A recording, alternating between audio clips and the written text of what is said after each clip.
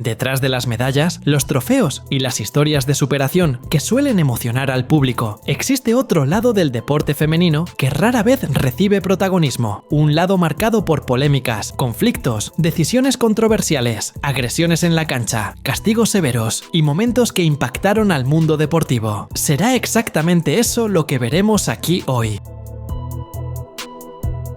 Durante un partido de balonmano femenino, la noruega Verónica Christiansen protagonizó una jugada que generó gran polémica al golpear en el rostro a la portera rusa Polina Kaplina con el balón. El lanzamiento ocurrió en un contexto considerado por los árbitros como innecesario y antideportivo, ya que la jugada no presentaba un riesgo real de gol y fue interpretada como una acción intencional. La reacción fue inmediata. El arbitraje detuvo el juego, analizó la jugada y decidió la expulsión directa de Christiansen, que recibió tarjeta roja. El episodio causó fuerte repercusión entre jugadoras, cuerpos técnicos y aficionados.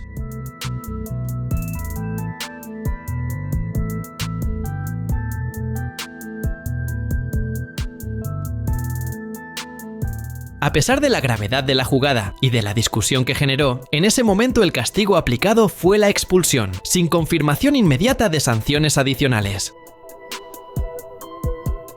Sha'Carri Richardson, la velocista estadounidense, que había sido suspendida en 2021 por un test positivo de una sustancia ilícita durante las selectivas olímpicas de Estados Unidos, perdió su lugar en los Juegos de Tokio ese año, en un episodio que generó una amplia polémica en el atletismo sobre el uso de la sustancia y las reglas antidopaje de la época. 2 años después, Richardson volvió a competir al más alto nivel y protagonizó un momento destacado en su carrera. Antes de una prueba en los campeonatos de Estados Unidos, se quitó su peluca característica y la lanzó al suelo, un gesto simbólico de renovación y de protesta contra su trayectoria hasta entonces, indicando que estaba no solo de vuelta, sino mejor. Ese regreso triunfal culminó en el Campeonato Mundial de Atletismo de 2023, en Budapest, Hungría, donde se coronó campeona mundial de los 100 metros con un tiempo de 10,65 segundos, superando a rivales fuertes.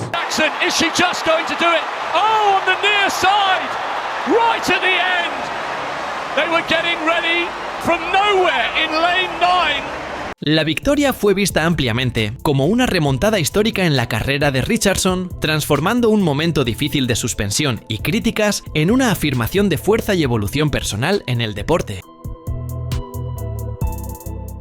Durante la preparación para UFC 205, en noviembre de 2016, la tensión entre las luchadoras Joanna Jędrzejczyk y Karolina Kowalkiewicz quedó evidente incluso antes de la pelea principal por el cinturón de peso paja en el Madison Square Garden, en Nueva York, y uno de los momentos más marcantes ocurrió durante la conferencia de prensa y el cara a cara previo. Ambas atletas, las dos polacas e invictas en ese momento, participaron en la conferencia de prensa y respondieron preguntas sobre el combate. El ambiente ya estaba cargado, con comentarios tensos y miradas firmes, porque Joanna había dicho públicamente que veía a su rival como alguien falsa y que no la impresionaba, mientras que Karolina, por su parte, buscaba afirmar su confianza y desafiar a la campeona. En el tradicional cara a cara oficial en el escenario, después de la conferencia, la tensión explotó. Se quedaron frente a frente durante varios segundos en un momento intenso. Y, de repente, Joanna se lanzó y le dio un cabezazo a Karolina antes de que el presidente de UFC, Dana White, y la seguridad pudieran intervenir para separarlas. Joanna against Karolina.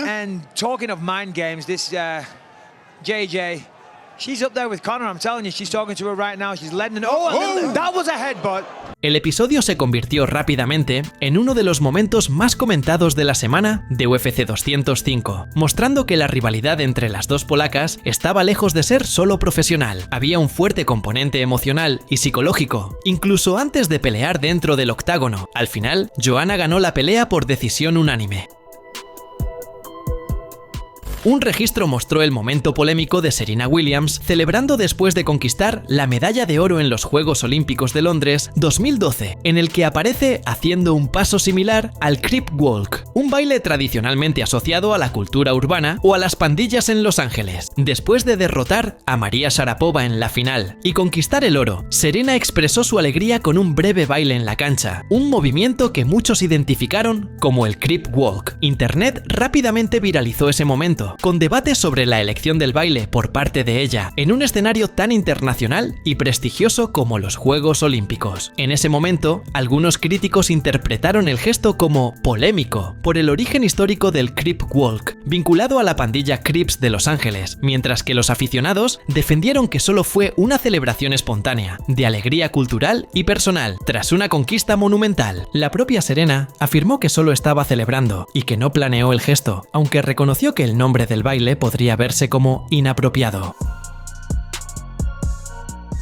Durante un torneo femenino en 2022, en el partido entre LSU Tigers y Ole Miss Rebels, un episodio que llamó mucho la atención fue la pelea entre jugadoras que terminó con expulsiones y repercusión en redes sociales y en la prensa deportiva. El enfrentamiento ocurrió en la primera fase del torneo, en Pensacola, Florida, cuando una confusión comenzó en el segundo tiempo de la prórroga, cuando la atacante de Ole Miss, Ramsey Davis, y la defensora de LSU, Maya Gordon, disputaban la posesión cerca de la banda. Davis agarró a Gordon por el torso durante la disputa y eso hizo que Gordon reaccionara con un golpe en el cuerpo, generando un intercambio de golpes entre ambas.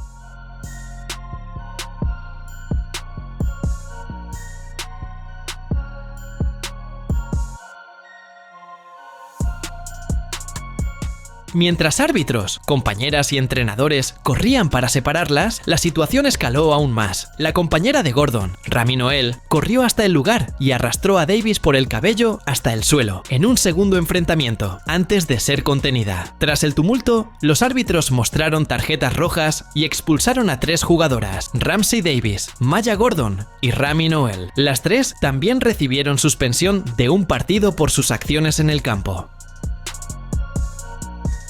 El accidente que involucró a la gimnasta colombiana Jessica Gil Ortiz ocurrió en 2009 durante una competencia internacional de gimnasia artística realizada en Londres y causó un enorme susto tanto en el público como en las propias atletas. Durante su presentación de suelo, Jessica ejecutaba una secuencia acrobática de alto grado de dificultad cuando falló el movimiento y terminó cayendo de forma muy peligrosa, golpeando con fuerza la cabeza y la zona del cuello contra el tapiz. El impacto fue tan violento que la gimnasta permaneció en el suelo durante unos segundos, claramente desorientada, lo que llevó a la interrupción inmediata de la prueba. El equipo médico entró rápidamente a la arena, realizó los primeros auxilios y, por precaución, inmovilizó a la atleta, principalmente en la región cervical, ya que había sospecha de una lesión más grave. Luego, Jessica Gil Ortiz fue retirada del área de competencia en una camilla, bajo el silencio y la preocupación del público presente. Fue trasladada a un hospital en Londres para realizar exámenes detallados, lo que reforzó aún más la gravedad del momento.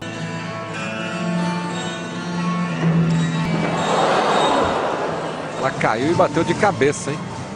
Olha, foi séria essa queda, hein?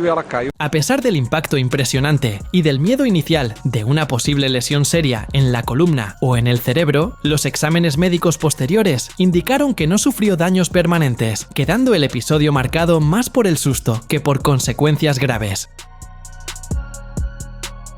El accidente trágico con la gimnasta brasileña Laís Souza ocurrió el 27 de enero de 2014, cuando tenía 25 años e intentaba iniciar una nueva carrera en el esquí freestyle, con el objetivo de ser la primera atleta de Brasil en competir en esa modalidad en los Juegos Olímpicos de Invierno de Sochi 2014. Laís ya tenía un historial de éxito en la gimnasia artística, representando a Brasil en los Juegos Olímpicos de Atenas 2004 y Pekín 2008, y conquistando varias medallas importantes en competencias internacionales antes de migrar a los deportes de nieve. Durante un entrenamiento en Estados Unidos, en Park City, en el estado de Utah, ella no estaba ejecutando un salto o maniobra acrobática compleja, sino simplemente bajando la pista cuando perdió el control y chocó violentamente contra un árbol. El golpe fue tan grave que una rama la alcanzó a la altura del cuello, provocando una lesión grave en la columna cervical. Por ese impacto, Laís se fracturó la tercera vértebra cervical, llamada CE3, y sufrió una lesión medular completa, lo que significó que perdió la sensibilidad y el control de los movimientos por debajo del cuello. Brazos, piernas y funciones vitales, como el control de órganos, fueron afectadas.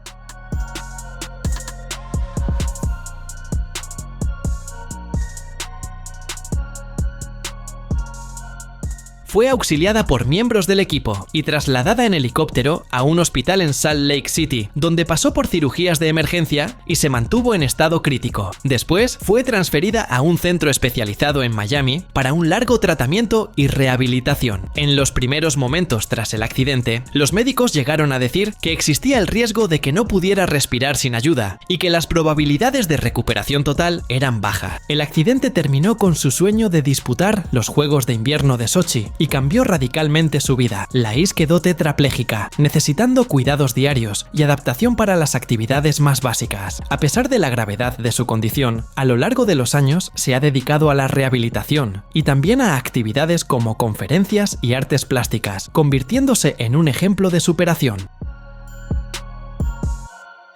En un partido de balonmano, en el año 2012, la atleta Tatjana Brnović cometió una falta durísima sobre Marketa Jerabkova, lo que generó cierta polémica. En la jugada en cuestión, Jerabkova atacaba y estaba a punto de finalizar cuando Brnović intervino, agarrando a la rival por el cuello y tirándola al suelo, en una falta dura que ella misma reconoció como exceso de ímpetu. En el mismo instante en que cometió la falta, es posible ver su reacción, digamos que ya anticipando su castigo, y fue exactamente lo que pasó, ya que fue expulsada.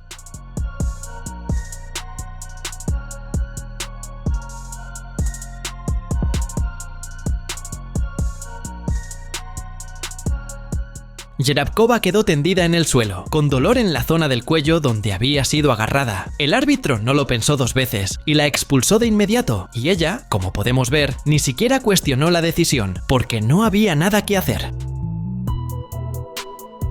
En un partido de 2020, el equipo femenino del Manchester City se enfrentó al del Arsenal y una situación llamó la atención, ya que una jugadora del Arsenal parecía ser, digamos, perseguida dentro del campo. El partido transcurría con normalidad cuando Katie McCabe, jugadora del Arsenal, pasó a ser, por así decirlo, acosada en el campo, con las futbolistas del Manchester City cometiendo innumerables faltas sobre ella, principalmente la defensora Georgia Stanway, que hizo una marca cerrada e intensa sobre McCabe, sin dejarla respirar, con entradas durísimas que generaron cierta polémica.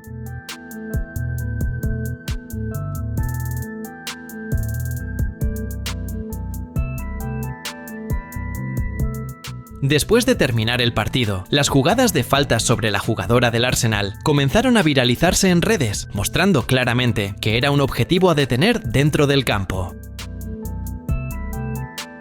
Femke van den Driesche, ciclista belga, se hizo conocida por uno de los casos más inusuales y comentados de la historia del ciclismo, en el que fue castigada por dopaje mecánico, es decir, por tener un motor eléctrico escondido en su bicicleta, algo prohibido en competencias ciclistas. El episodio ocurrió durante el Campeonato Mundial de Ciclocross Sub-23 en Zolder, Bélgica, en enero de 2016, cuando inspectores de la Unión Ciclista Internacional, también conocida por las siglas UCI, usando dispositivos de detección magnética recién implementados, encontraron un motor eléctrico oculto en el tubo del sillín de una de las bicicletas del atleta, con batería y un control activado por Bluetooth, una forma de obtener una ventaja injusta en la prueba. Este caso fue histórico, porque fue la primera confirmación oficial de dopaje mecánico en una competencia profesional de ciclismo. La UCI definió la situación como fraude tecnológico y, tras la investigación, suspendió a la belga por 6 años, con la sanción aplicada de forma retroactiva desde el 11 de octubre de 2015 hasta el 10 de octubre de 2021.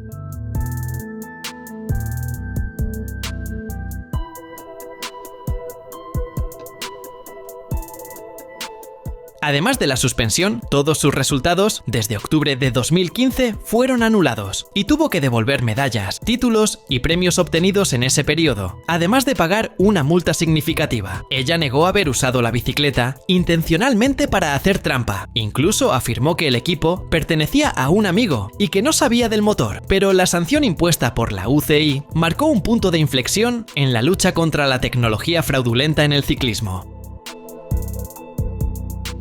En junio de 2025, durante un torneo de preparación para Wimbledon disputado en Alemania, el partido entre Maria Sakkari, de Grecia, y Yulia Putintseva, de Kazajistán, terminó en un intercambio de palabras bastante acalorado al final del encuentro. El ambiente ya estaba tenso en el cierre del partido y, en el apretón de manos en la red, Putintseva ofreció un saludo frío y evitó el contacto visual, lo que irritó a Sakkari. Las cámaras y los micrófonos captaron el inicio de la discusión. Sakkari pidió que su rival la respetara como un ser humano y destacó que, al saludar a alguien, es importante mirar a los ojos. La situación escaló cuando Sakkari, ya un poco más exaltada, le dijo a Putintseva: "A nadie le gustas", frase que se viralizó en redes y se convirtió en titular en varios medios.